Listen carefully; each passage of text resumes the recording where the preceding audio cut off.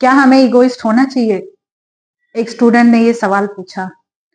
Egoist नहीं होना चाहिए, रियलिटी चेक करना चाहिए। ईगो के दोनों मीनिंग, साइकोलॉजिकल मीनिंग और मीनिंग इन जनरल, दोनों के डिफरेंशिएशन के बाद हमें ये पता चल ही गया है कि हमें जब भी किसी के साथ हमारी आर्गुमेंट हो, चाहे वो हमारा दोस्त हो, रिश्तेदार हो, नॉन हो या कोई भी हो, जब भी हमारे उससे किसी भी बात पे बहस हो और हमारे मन को अच्छा नहीं लग रहा हो और हम अक्सर ये कह देते हैं कि मेरी ईगो हर्ट हो गई। अब से आप ये वर्ड यूज ना करें, आप ये करें कि अब मुझे रियलिटी चेक करना होगा।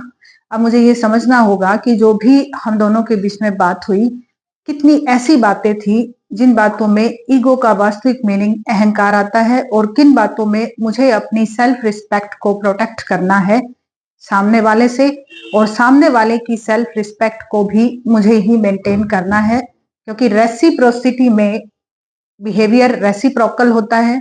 रेसिप्रोसिटी में जो हम किसी को देते हैं वही वो हमें देते हैं, या हमें कोई जो देता है हम पूरी कोशिश करते हैं उसको हम वही दें।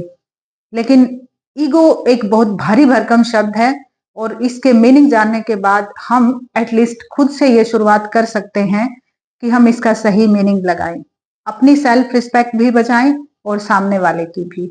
ईगो के वास्तविक मीनिंग को इस्तेमाल करें, ईगोइस्ट ना बने। हर सिचुएशन में ईगोइस्ट बनना जरूरी नहीं है, और जहां पर आपको लगे कि ईगोइस्ट बनना जरूरी है तो इस वर्ड को रिप्लेस करें सेल्फ रिस्पेक्ट से, कि अब बात मेरी सेल्फ रिस्पेक्ट की है। ऐसा अक्सर हम सुनते भी हैं कि ये घमंड नहीं है, मेरी सेल्फ रिस्पेक्ट है, बट हम सामने वाले को सही तरीके से अपने आप को नहीं व्यक्त कर पाते, नहीं बता पाते कि हम ये बात कहना चाह रहे हैं, और वो फिर भी इसे लेते हैं कि आप घमंडी हो, पता नहीं आपको पैसे का घमंड है, पता नहीं आपको किस चीज का घमंड है।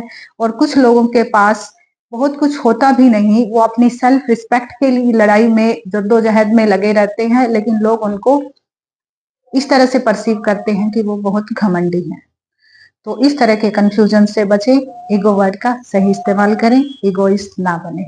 हमारी इस वीडियो को लास्ट तक देखने के लिए धन्यवाद। लाइक, शेयर और सब्सक्राइब जरूर करें।